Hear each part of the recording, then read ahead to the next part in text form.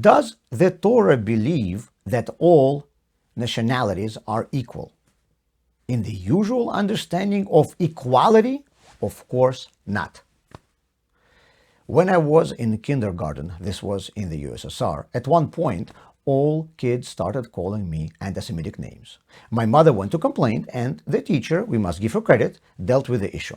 She put me in front of the whole kindergarten and asked why they were calling me names. Look, he's the same as everyone. He doesn't speak with an accent, he looks like you, he has the same tone of skin and the same hair. The teacher's facial expression gave away that she understood that the last statement was a mistake. The whole group was blonde, besides for me. But that's not the point. You can imagine how I felt standing there in front of the whole kindergarten. This method of combating anti-Semitism, I think, traumatized me even more than anti-Semitism itself. But recalling this incident now, I wonder, what if I would speak with an accent? What if my skin would be darker? Would that justify anti-Semitism? From time of immemorial, many people hated other nations only because they were different from them. People often dislike those who are different, and in order to fight this evil, world ideologists began to teach children and adults that in fact people of different nationalities are exactly the same. Sounds reasonable. If there's no differences between us, then there's no reason to despise each other. The problem is, however, that this idea contradicts both scientific evidence and what people see in real life.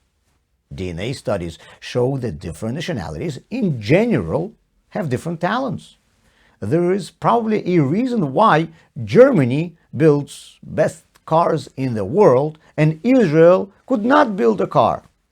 There's probably a reason why percentage of Jews among scientists is many times higher than among athletes. There are nations that are more creative, and then there are those who naturally have better memory. There are those who are more organized, and there are those who are physically stronger. There are nations that are generally better at sciences, and there are nations that are generally stronger in humanities. The Torah does not believe that all nations are equal, neither in their talents nor in their capabilities. But while the Torah does not believe that all nations are equal, the Torah insists that we must treat everyone with the same respect despite of the fact that they're different. It is written in the 5 books of Moses, "One law shall be for you and for a stranger." Pirkei Avot teaches us to respect every creature, emphasizing that even if the only good that I see in a person that he is a God's creature, and besides for that there is nothing positive for him in my eyes, I still have to respect him. In other words, there are 2 ways to fight racism, anti-Semitism, and all forms of bigotry. Either by asserting that different nationalities are no different, or by admitting that they are different, but in spite of this, we must treat everyone the same. The modern civilization has taken the first path, Judaism the second.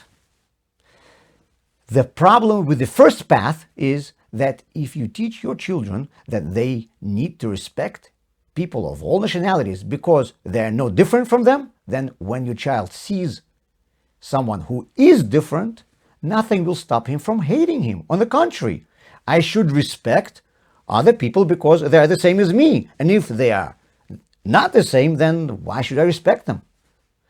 This method of combating bigotry can only lead to even greater ethnic strife. In addition, the ideology of Western culture is trying to make a society where everyone seems exactly the same and erase the differences between people. The Torah says that there's nothing wrong with the fact that we are different. Do not try to be like everyone else. Be yourself.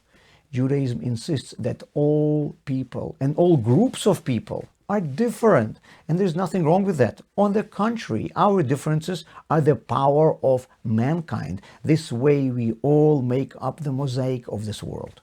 Whoever you are, whichever group or nationality you belong to, keep your uniqueness.